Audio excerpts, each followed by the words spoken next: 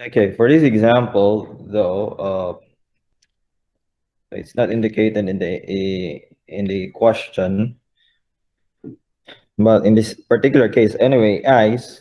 Well, ice has a very small friction if you are skiing, so friction here is neglected.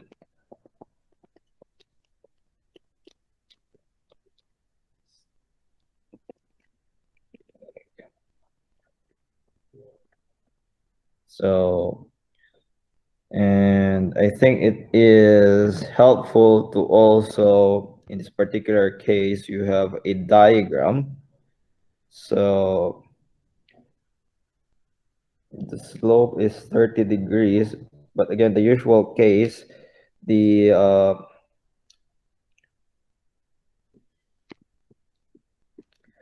that particular angle is measured from the horizontal. So it's either above the horizontal or below. So 30 degrees must be here. Okay.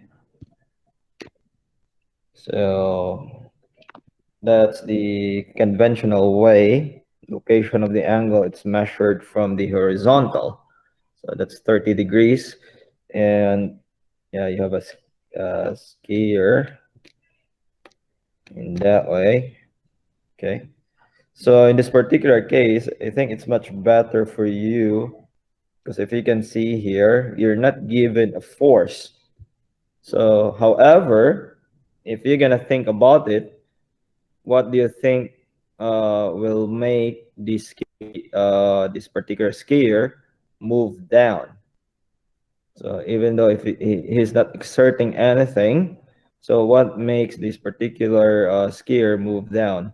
So that means that the only force acting here is gravity. And well, that would make the skier move down. Although, if you're gonna draw the free body diagram of the skier, so if you're gonna look at the free body diagram of this, you will see that you have weight that is downward.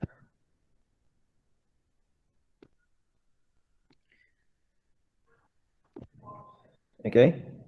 And since friction is neglected, the only force acting on the object, the other force, I mean,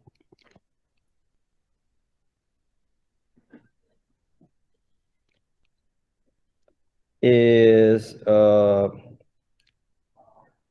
your normal force.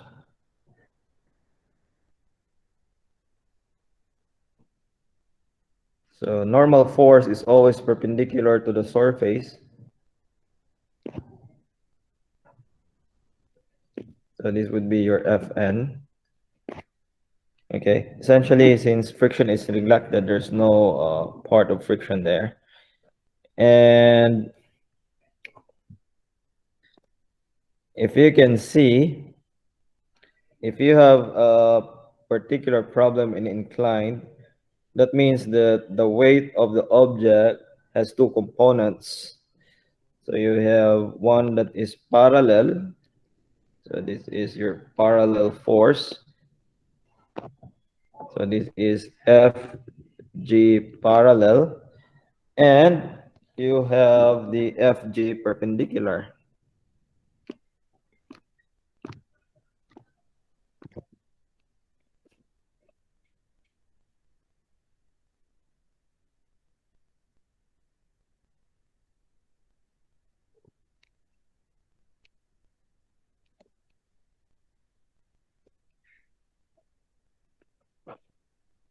So this would be my FG perpendicular. And to know the location of your angle 30 degrees, 30 degrees would be here. This would be my 30 degrees, right? So this is just a different orientation. We actually draw previously in this way. That is why you might be thinking, oh, I think it should be here, but Actually, it's there. Should be your 30 degrees. Okay, so and if you can see the one that makes the object moves in downhill is due to the weight of the person or the skier. Okay, and one more thing, the normal force is equivalent to this perpendicular force of your weight. And we know that the weight of the person is mg. Okay? So basically the net force that will make the object move in this direction, that means that again parallel to the direction. So the force there is given by Fg parallel. And you're given that initially, the initial speed, so that means that maybe at the top, speed was 5 meters per second. So you're gonna look for the distance that it traveled when the speed now, so maybe at somewhere here, the object is, or the skier is here now. Okay, so VF is 15 meters per second. Okay, so basically the question is, what would be that distance that it will cover? So it's kind of obvious that there's a change in velocity here because from 15 it is now no, from 5 it becomes 15. Okay, so just expressing your FG parallel and perpendicular, but again in this case we're just after with FG parallel. So in terms of the what do you call this one, in terms of FG, so this is what, this is the opposite. So actually this is your same as this one here. So that would be the opposite of the angle, so you use sine. So that would be mg sine of 30 degrees. Okay, so the parallel component of the weight is equivalent to the weight multiplied by sine 30. Again, that's sine 30 because again you try to look at in this particular triangle. This is a triangle, the right triangle that you can make. Remember that the perpendicular and the parallel component of the weight are always perpendicular to each other. So therefore you can make a right angled triangle. So FG parallel is just equal to mg sine 30 degrees. So now going back, well, there's a change in kinetic energy. So therefore, you can use the work energy theorem that AKF minus A KI. So if you have noticed in this particular question, mass is not given, right? Mass is not given. So, but don't worry, let's try to expand this one out for the things that we know. So work is, again, the basic definition of work is the product of force and D, okay? And that is equivalent to M VF squared over 2 minus M VI squared over 2. So now, let's focus on this one. I have mass components here, but in the question, I don't have the mass. I don't know the mass. So what would you do here? Well, try to expand the force. What is this F here? Remember, by definition, this particular F here must be parallel to your displacement. So the displacement is along this inclined plane here. So if you're going to focus on that one, that particular F is not equivalent to FG, but only to the FG parallel. So therefore, I can change that one to FG parallel. Because the force, remember, the work there is just from the, again, by definition, the force must be parallel to your displacement. So the force that is parallel there is just the FG parallel. So therefore, that particular F is your FG parallel. And then times D is equal to, well, I can take out the mass. It's common between the two. So you have VF squared over 2 minus VI squared over 2. But FG parallel is given by this. mg sine theta, or just FG multiplied by the sine of 30 degrees. So therefore, I can expand further that FG parallel to mg sine of 30 degrees. So again, this is coming from the expression, the component of the force that is parallel to your incline, okay? And that should be multiplied by D is equal to M. So I'm just gonna write this one down. So I'm not doing anything yet. I'm just expanding my expressions here. And if you can see, M is present on both sides. So therefore, I can just cancel M. So M is canceled on both sides. So indeed, as long as friction is neglected, it simplifies to this equation here. G sine 30 degrees D is equal to, so I just have to know my final velocity and the initial velocity. And the good thing is that it's all present there, right? It's all given. So now I can just substitute everything. Or what you can do is just, yeah, maybe I'm just gonna show you the, just substituting it first. Like, say, we know the value of G, that's 9.8, multiplied by sine 30 degrees. Then that's D. This is equal to final velocity of 15 squared divided by 2 minus the initial velocity of 5 squared divided by 2. So I'll just gonna get the answer of that 9.8 times sine of 30 degrees.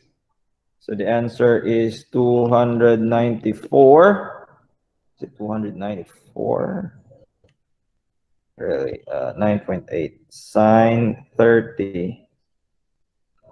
No, it's not 234, but it's 4.9. Yeah, doesn't make sense.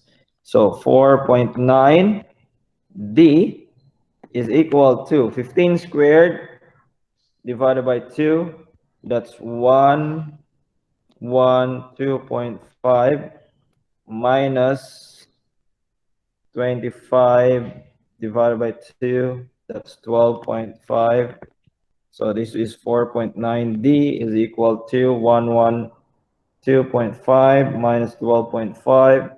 This gives me 100 divided by, so solving for D, that's over 4.9, 4.9. So D is equal to, how many sig figs? 2 sig figs. So that's around 2.0 times 10 to the power of 1 meter. So it reaches a speed or velocity of 15 meters per second when it travels around 20 meters. So before we proceed, are there any questions here?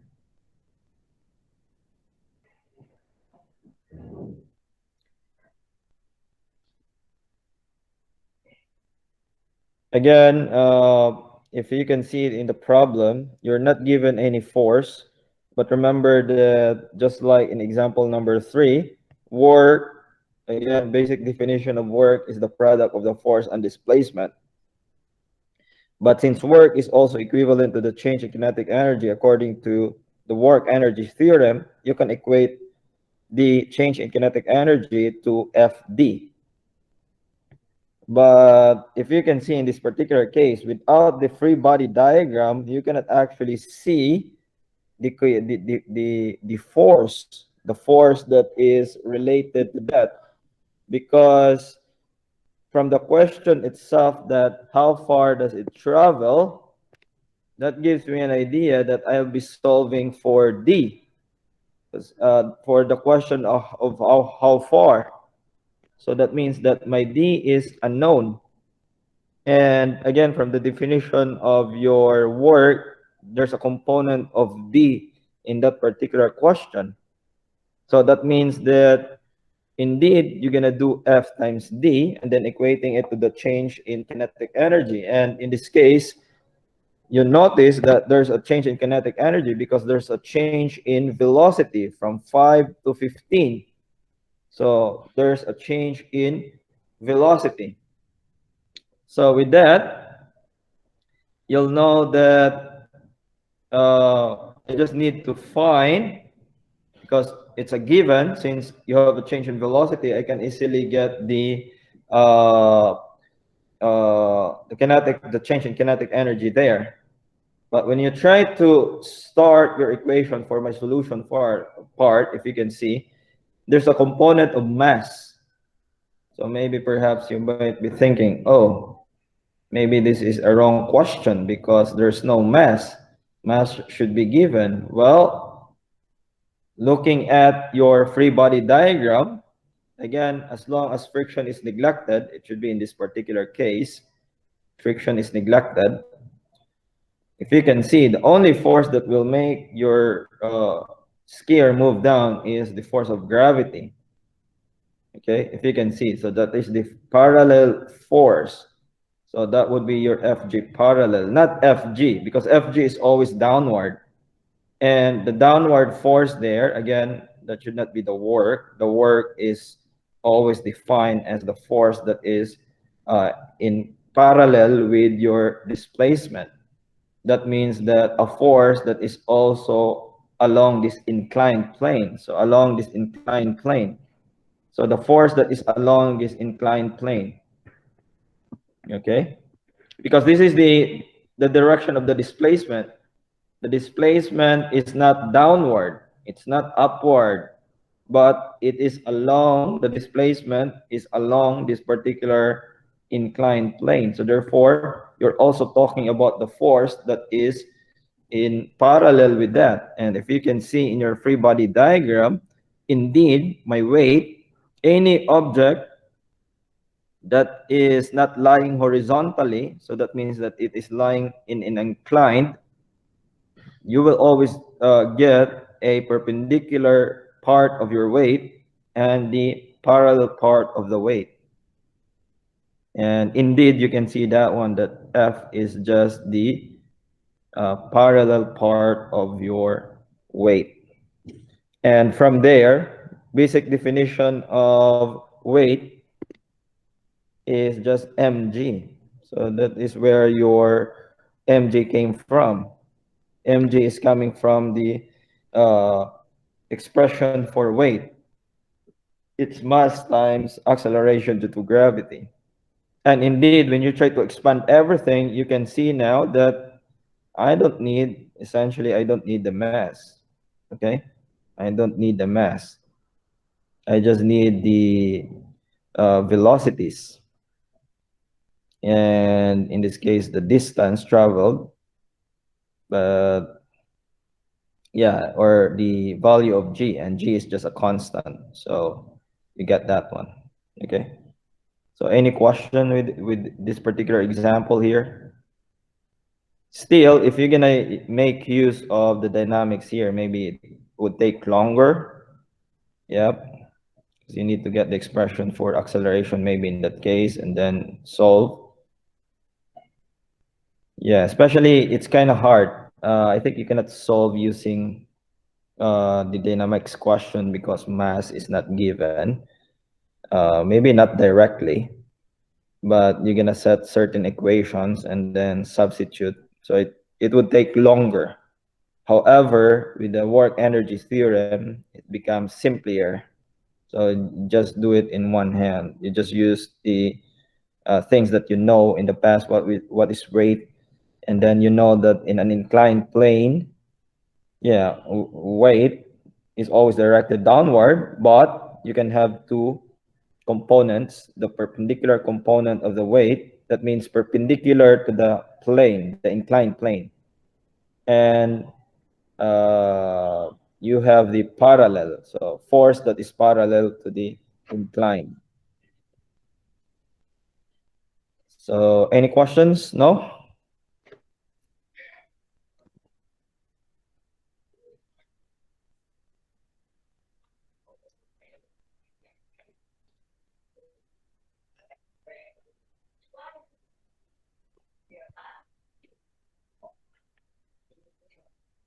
Okay. For gravitational potential energy, we will just be using the simple formula. But anyway, I'm gonna go through with this part here. We will not be doing, because we haven't done this part here, so we'll not be using this anyway. So gravitational potential energy, this is the energy stored in an object due to its position. Potential energy, so we use the uh, symbol AP for gravitational potential energy. It depends on the force acting on the object and displacement of the object. If an object is near the surface of the Earth, Fg is equal to mg. So we'll just be using this definition. That means that we're just assuming that all of our problems are relatively near the surface of the Earth. So therefore, excuse me. So therefore, we can just write your potential energy as mgh. Okay. So where m is the mass in kilogram. G is just acceleration due to gravity. It's not gravity, okay? G is acceleration due to gravity. We just use 9.8 meters per second squared, so that's a given. And H is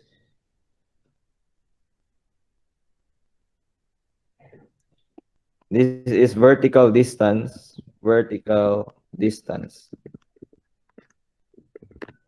of the object, vertical distance of the object from a reference point.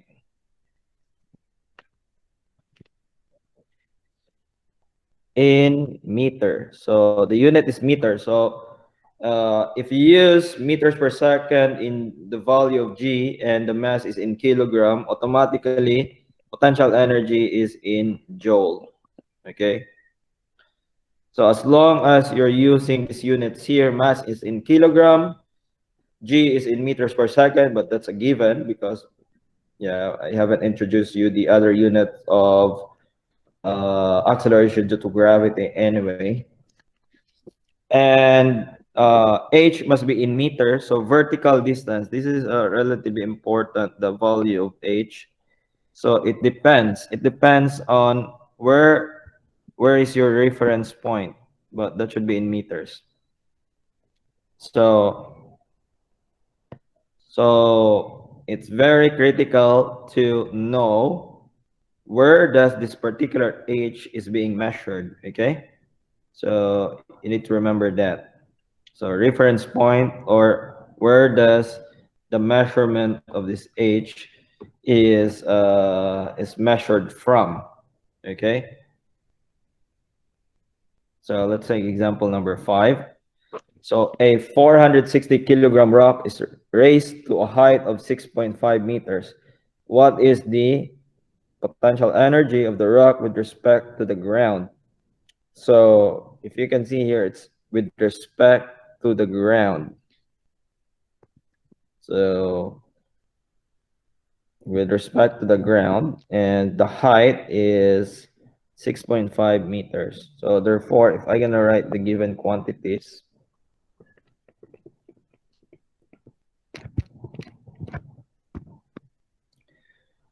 you have mass is 460 and h is 6.5 meters. So therefore, your h in this particular case is 6.5 because it's measured with respect to the ground. And my question mark is potential energy. So obviously, you're looking for the potential energy. So for your solution, again, your hint, which particular equation to use, should always be from the question. So what is the potential energy? So therefore, I'm going to start with my potential energy equation. So that would be mgh. So that would be the most logical equation to use. But the purpose of writing the given is you can check, you can go back, okay, do I have the mass? Do I have the G? Do I have the H? Well, again, G is a given.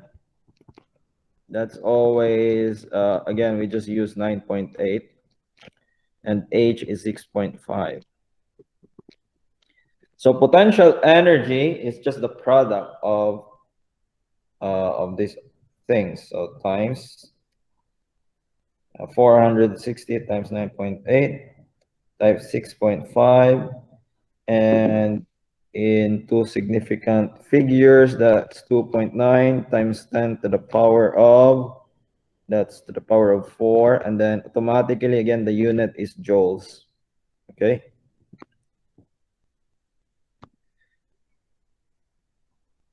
So even though it's not part of the problem, what I mean with this, with respect or to a reference point, let's say, for example, you have an object, a ball on top of a table. So this is not a part of the question here, but just to make a point of what's the difference. Well, let's say, for example, the height of this one is 2 meters. Okay. Well, that's a that's a very high table. Or you have the object there. So if the question is with respect, so what would be AP with respect to top of table? So in this case, you have mass is given. Let's say the mass is 1 kilogram. G is just 9.8 meters per second squared. And well, what do you think is the height here? What do you think is the height?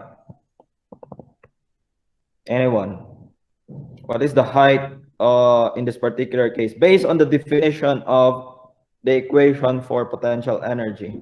What is H? Anyone? Anyone? Can anyone give me the value of H?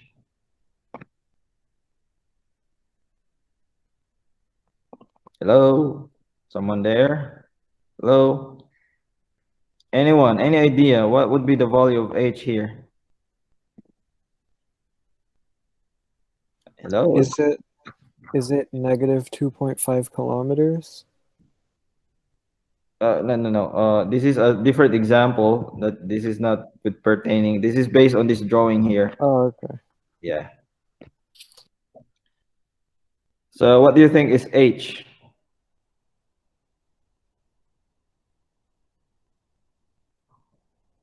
Anyone? Well, actually, this is 0. because your reference point is the top of the table, and this is the top of the table. The h there is 0. So therefore, AP in this particular case is 0. However, for the same situation, but the question is potential energy with respect to the ground. So if that is the question now, what is the potential energy of the object with respect to the ground? So you're using the same mass, you're using the same value of G. However, the H here is no longer 0, but it's 2 meters. So therefore, AP is not equal to 0 in this case. So that is just in that particular case. So it depends. Where would you measure?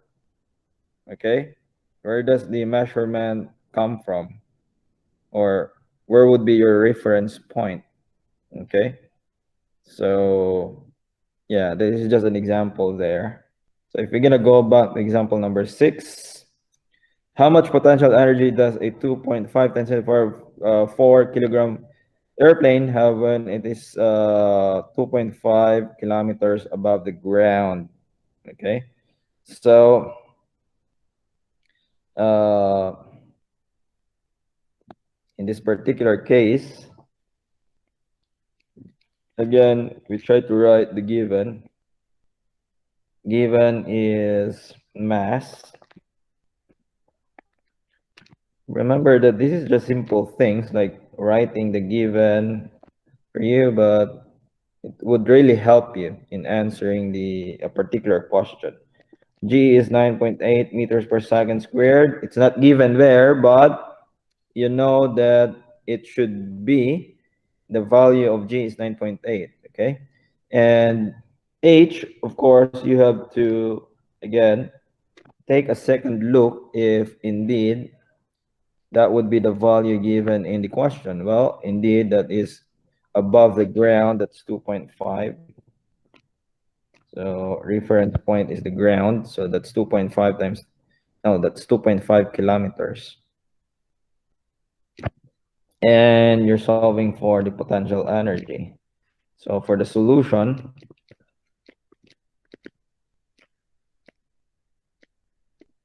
Mr. William, yes, do we have to convert like the height at all or no? yes. Thank you for that. So it's not in meters, so therefore we need to convert this one. Kilo means times 10 to the power of 3 meters. So yeah, you should, because kilometer is not part of the unit of joule, because joule is coming from Newton meter, and Newton is kilogram meters per second squared. So therefore, well, mass is in kilogram, that's okay. G is in meters per second squared, that's okay. But the distance is not in meter, so therefore you need to convert it. So again, the question is just the potential energy. So right away, I'll be writing that one. So always try to make it a practice to actually follow these steps. Like you identify what should be my equation. What is the equation that I need to use? Well, that would give you a Sorry, good, yes, sorry, teacher. Yeah, yes, yeah. I just feel uncomfortable, so I be a little bit late. okay. So you can, anyway, you can watch again the videos. I'll be posting it once we are done with the discussion. Okay, Yeah, okay. so you revisit them. Uh, okay, so just substitute the values afterwards and uh, make sure that you inputted everything correctly in your calculator. Because sometimes, yeah, you miss something. Remember that even for the exponent of your 2.5 times 10 to the power of 4 here, if you miss type that one instead of the power of 4, you just place to the power of 3, or maybe place to power of 5, that could give you a different answer. 9.8 times 2.5 to the exponent of 3. So that would give me a very large number.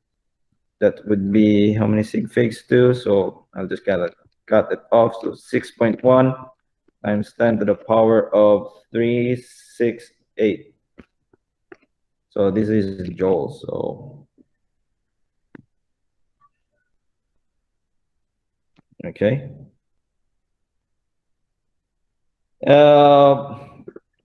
We will not get the expression for potential energy, the general expression for potential energy, but the truth for the matter is G is not constant. G is not constant if you are now relatively very far from this from the Earth. Okay, so Fg is no longer equivalent to mg, as simple as that. That's no longer correct because g changes with, again, as you move away from the surface of the Earth, the value of acceleration due to gravity also changes.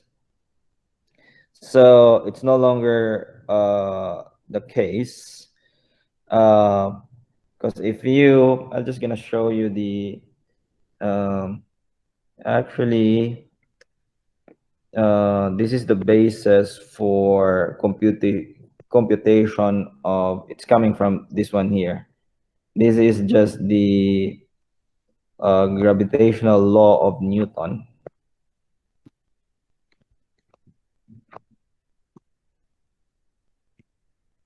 Gravitational law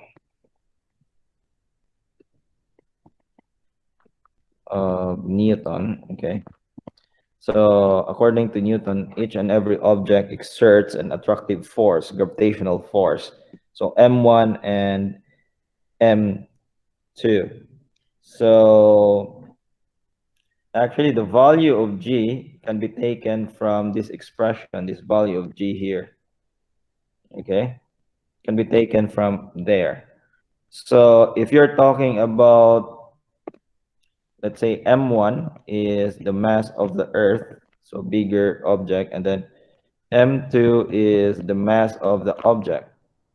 So in our case, so if we're gonna use Fg is equal to mg, so that means that mass of the object times g, right? But if I'm gonna use the more general form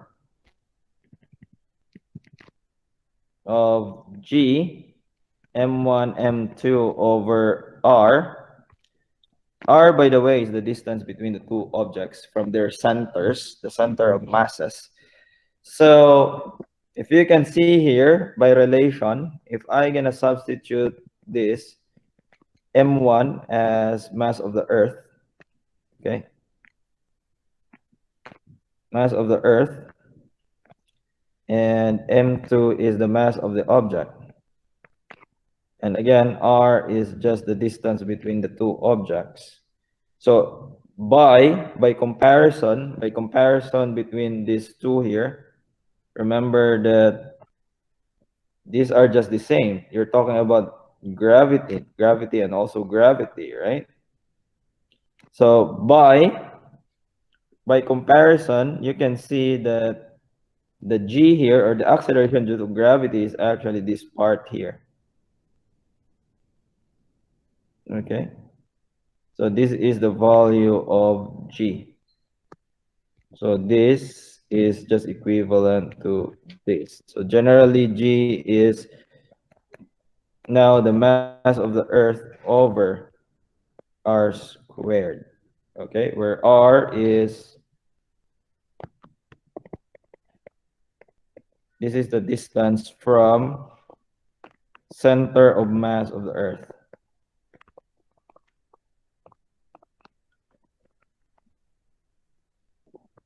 But we will not be using this one. I think you're gonna revisit this one in your physics 12 if ever.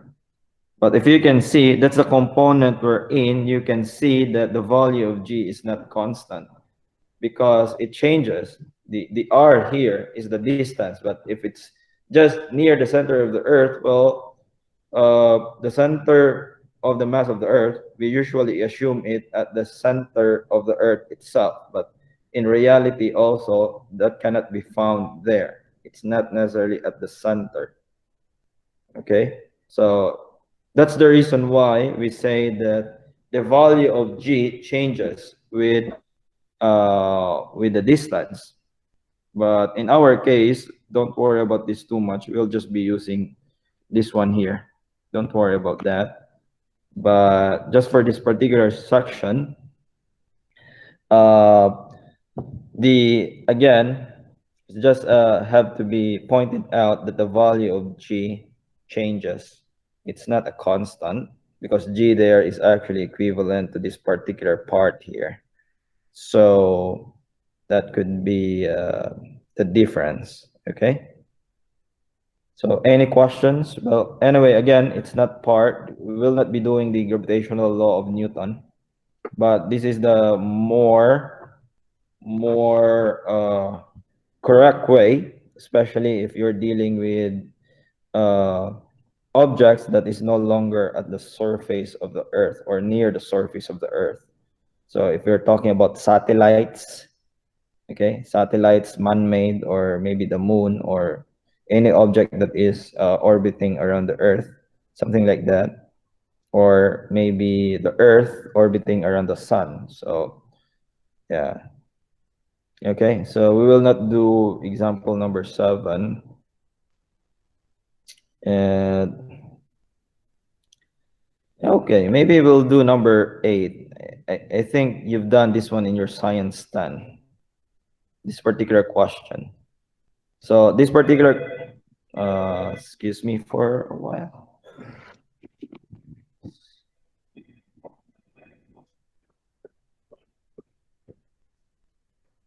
Hello. Yes, it's Darrell. Yeah, hello. Yes. I can chat. Okay, bro. Yeah, no.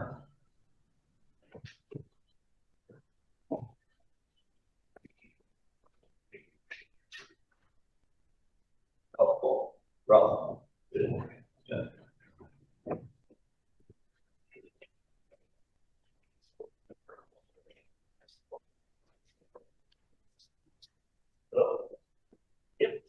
Okay. Yeah, going back. So we'll not do number 7. So how about number 8? If you can still remember what you did in your science 10 for this question here. Anyone?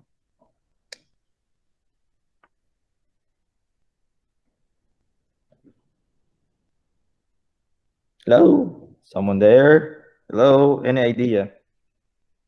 So, so you have an object that is being dropped. So drop means that, well, the initial velocity is 0, right? Okay. It's just being dropped at a height of 7.0 meters. So the object will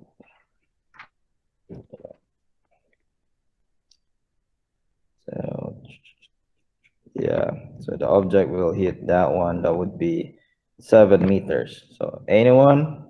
So, but the question is, what would be its kinetic energy here?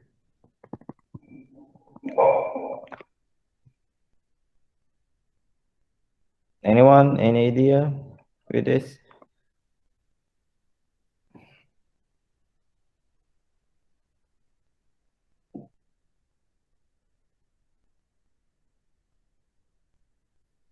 From your science then, hey. Adriana, do you remember this part here?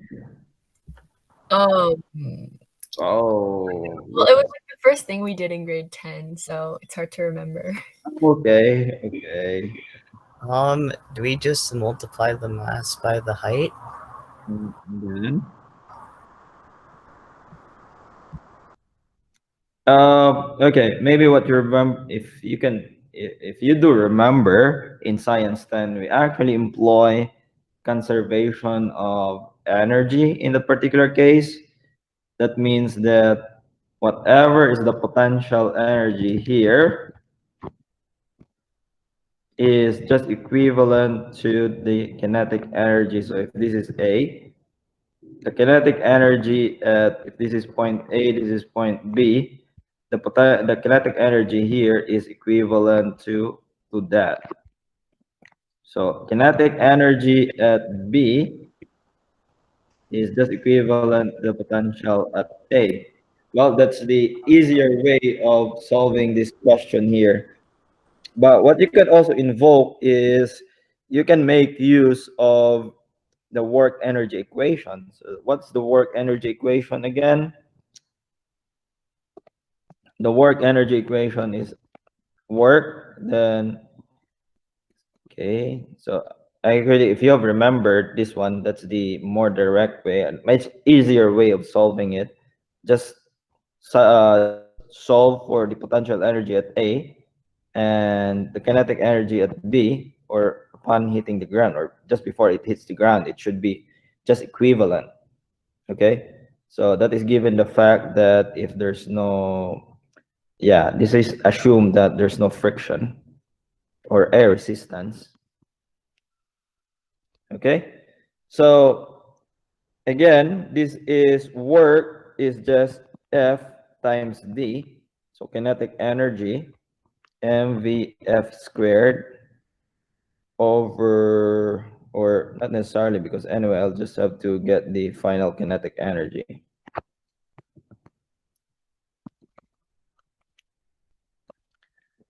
And since initially this is 0, so therefore this is 0. So essentially you'll get FD is equal to A KF, right? But now,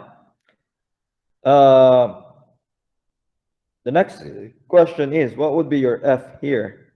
Well, if you can see, if you're going to draw the free body diagram of this one, there's only one force acting on a falling object, and that is your FG.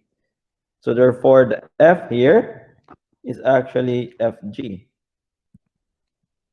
So this is just FG. And the D here, so if this is H, the D is given by H. Okay. So that just be H. And that gives you the kinetic energy. So if you can see, FGH is just essentially mg then H. So that is just the potential energy at A. So it will just gives us the same expression as this one here.